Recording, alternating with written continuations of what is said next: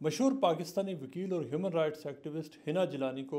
برطانیہ کے انٹرنیشنل بار ایسوسی ایشن نے اپنا جو ان کا ہیومن رائٹس انسٹیٹیوٹ ہے اس کا کو چیئر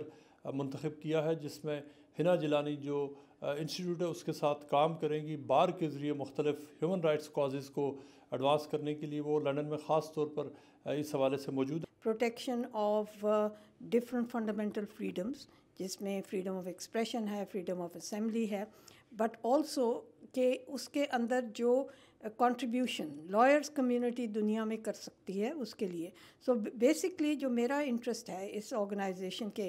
میں یہ اپوائنٹمنٹ لینے کا، وہ یہ ہے کہ global access to justice. Pakistan human rights کے حوالے سے کہاں پہ کھڑا ہے، گیون کہ اس وقت جو پاکستان میں سیاسی صورتحال چل رہی ہے پچھلے کئی سالوں سے چل رہی ہے،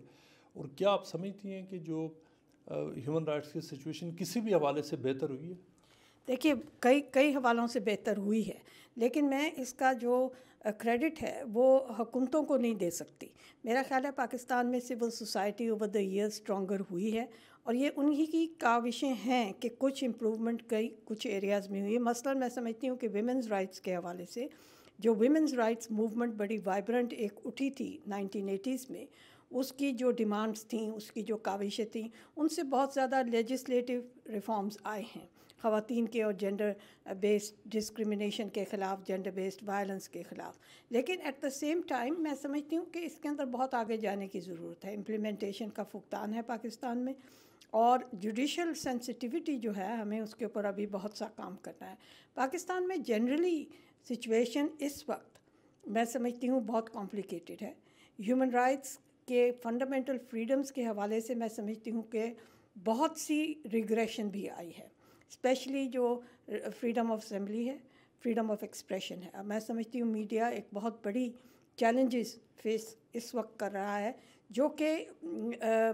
جو ریاست ہے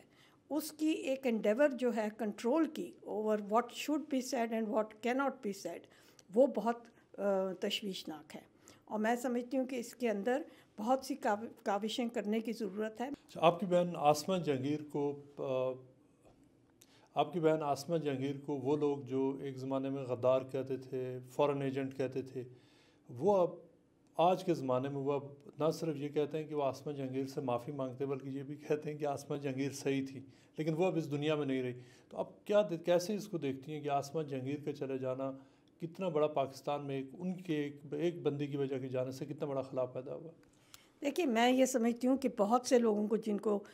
عمومی طور پر اسٹیبلشمنٹ کے نیریٹو نے غدار قرار دینے کی کوشش کی، ان کے دنیا سے جانے کے بعد پبلک اوپینین ایک دم یہ بات ریکگنائز کرتی ہے کہ وہ رستہ جو وہ دکھا رہے تھے اور جن چیزوں کی طرف وہ اشارہ کر رہے تھے کہ یہ پاکستان کی جمہوریت کی گروتھ کے لیے بہت نقصان دہ ہوگا، وہ آج اس بات کو مانتے ہیں۔ آسمہ جہانگیر الون نہیں تھیں، ان سے پہلے بھی اور ان کے بعد بھی لوگ ایسے آئے ہیں۔ آپ کے اپنے میڈیا کے اندر جرنلسٹ ایسے ہیں جن کو میں کہہ سکتی ہوں کہ انہوں نے پوائنٹ آؤٹ کیا ہمیشہ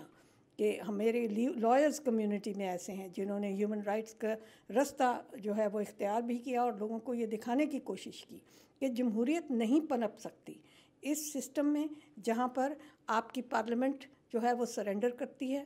ٹو ملٹری اتھارٹیز، جہاں آپ کے ہاں جنرل پرسیپشن یہ جوڈیشری میں بھی ہو اور اس پہ کنفیوژن ہو کہ جو ڈویژن آف اتھارٹی ہے وہ بڑی ضروری ہوتی ہے جمہوریت کے اندر۔ جس ملک کے اندر اب تک ملٹری کورٹس کی جورسڈکشن ہو اوور سویلینز، یہ ایک بڑی افسوسناک صورتحال ہے۔ Thank you sir.